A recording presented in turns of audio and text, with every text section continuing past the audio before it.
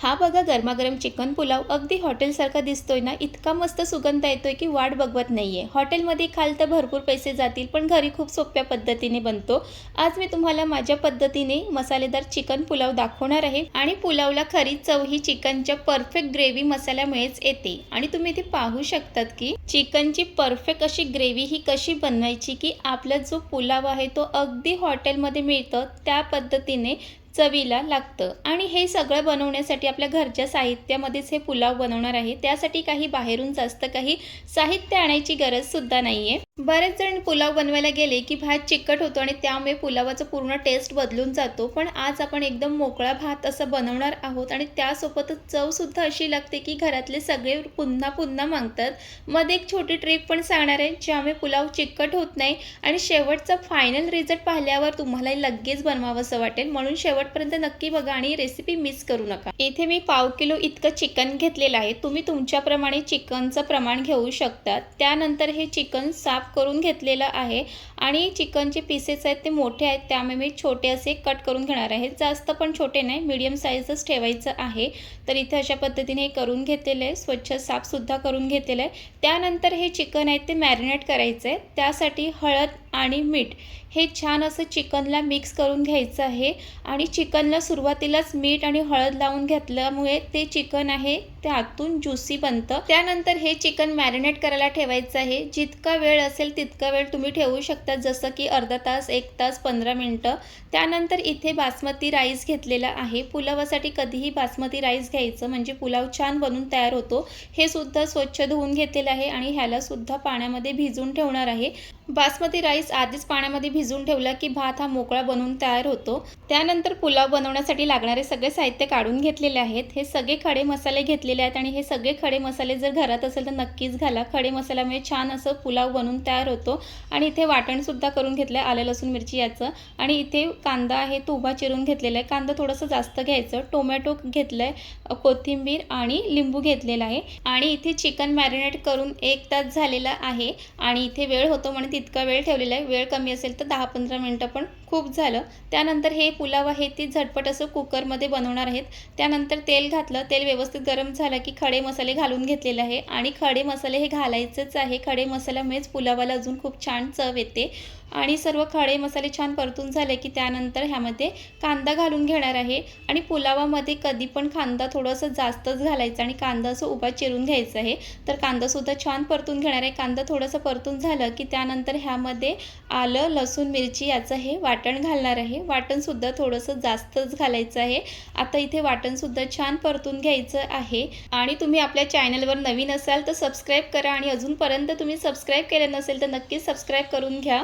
तर इथे हे कांदा आणि वाटण आहेत ते मंद आचेवरती छान असं परतून घ्यायचं आहे। कांदा जर व्यवस्थित परतून झाला की पुलावाला अजून खरी चव छान येते। त्यानंतर ह्यामध्ये टोमॅटोसुद्धा घालणार आहे आणि टोमॅटोसुद्धा जास्त घालायचे, इथे मी 3 टोमॅटो घेतलेले आहेत। टोमॅटोसुद्धा छान असं परतून घ्यायचं आहे आणि टोमॅटो लवकर शिजावा म्हणून त्यामध्ये मीठ घालणार आहे आणि परत एकदा ते छान मिक्स करून घ्यायचं आहे। 1 मिनिट टोमॅटो छान परतून झाला की त्यानंतर त्यामध्ये हळद, घरगुती मसाला, काश्मीरी मसाला आणि जर बिर्याणी मसाला असेल तर तुम्ही तोही घालू शकतात, नसेल तर मग चिकन मसाला घालू शकतात। तर इथे मी चिकन मसाला घालते आणि हे सर्व मसाले आहेत ते 1 मिनिट छान असं मिक्स करून घ्यायचं आहे, छान असं परतून सुद्धा घ्यायचं आहे। आणि मसाले परतून घेत असताना गॅस मंद आचेवरती ठेवायचा आहे आणि हे मसाले जितकं तुम्ही छान परतून घेतील ना तितकाच पुलाव छान बनून तयार होतो। त्यानंतर झाकण झाकून 1 मिनिट छान असं मसाल्यातलं तेल आहे ते निघालं पाहिजे, तुम्ही इथे पाहू शकतात। असं जर मसाल्याचं तेल निघालं ना तर समजायचं की पुलाव चवीला 1 नंबर बनून तयार होणार आहे। त्यानंतर इथे मसालेसुद्धा छान परतून झालेले आहे आणि त्यानंतर इथे मॅरिनेट करून घेतलेलं चिकन घालणार आहे।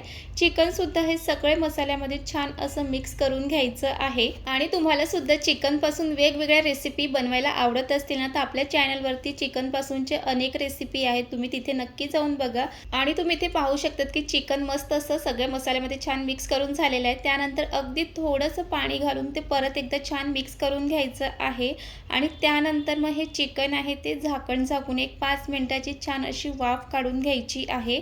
तर इथे चिकनसुद्धा छान मिक्स करून झालेलं आहे। आता ह्यावरती झाकण झाकूया आणि ह्यामध्ये पाणी घातलं तर ते चिकन खाली लागणार नाही आहे। तर इथे 5 मिनिटाची छान अशी वाफ काढून घेणार आहे। इथे 5 मिनिटं झालेली आहेत। इथे पाहू शकतात की चिकनला छान अशी उकळ आलेली आहे।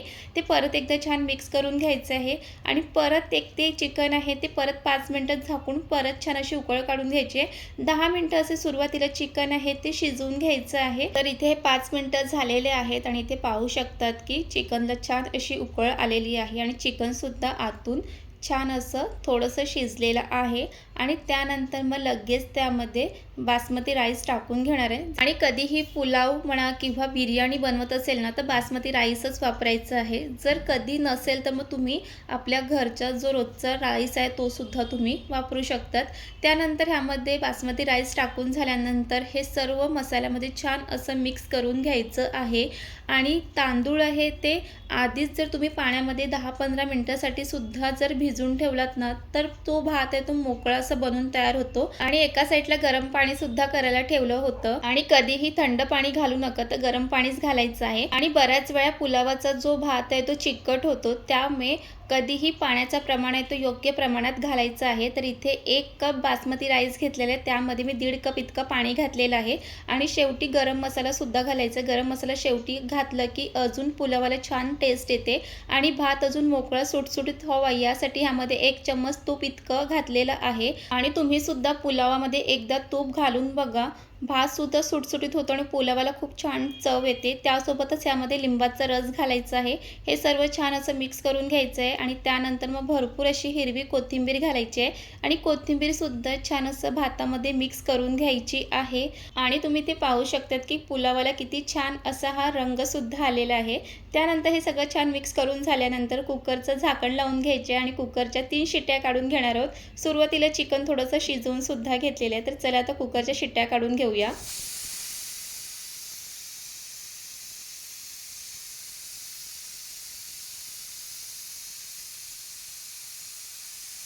त्यानंतर इथे कुकरच्या 3 शिट्ट्या झाल्या, कुकर सुद्धा थंड झाला। तर उघडून बघूया तर इथे तुम्ही पाहू शकतात की पुलाव किती असं मोकळा सुटसुटीत असं बनून तयार झालाय। चला तुम्हाला इथे दाखवते आणि तुम्ही ते पाहू शकतात की जो पुलावाचा जो भात आहे ते इतका सुटसुटीत झालेला आहे आणि कुठेही हा भात आहे तो चिकट झालेला नाहीये आणि ह्यामध्ये योग्य प्रमाणात पाणी घातलं की असं मोकळा सुटसुटीत हा पुलाव बनून तयार होते। आणि लगेच मग गरमागरम पुलाव प्लेटमध्ये काढून घ्यायचे। इथे तुम्ही पाहू शकता की किती मोकळा सुटसुटीत असं भात झालेला आहे आणि चिकन सुद्धा छान शिजलेलं आहे। आणि त्यानंतर इथे वरून अशी कोथिंबीर घालायची आहे आणि त्यासोबत मस्त कांदा टोमॅटो घ्यायचा आहे आणि इथे तयार आहे मसालेदार चिकन पुलाव। वाटते की नाही मंडळी हॉटेलसारखं? तुम्ही सुद्धा नक्की या पद्धतीने ट्राय करा। रेसिपी खूप सोपी आहे, घरच्या साहित्यामध्ये अगदी हॉटेल स्टाईलमध्ये हे पुलाव बनवून तयार होते। आणि आता सारखं पुलाव खाण्यासाठी बाहेर जायची गरज नाही आहे, झटपट असं पुलाव आता घरीच बनवा। एकदा तुम्ही सुद्धा नक्कीच या पद्धतीने चिकन पुलाव ट्राय करा। रेसिपी खूप सोपी आहे। रेसिपी आवडली असेल तर लाईक करा, कमेंट करा, शेअर करा आणि तुम्हाला आपल्या रेसिपी आवडत असतील तर सबस्क्राईब करा आणि कमेंट करून सांगत चला। आणि पुन्हा भेटूया नवीन रेसिपी सोबत। तिथपर्यंत मस्त खा, मस्त राहा।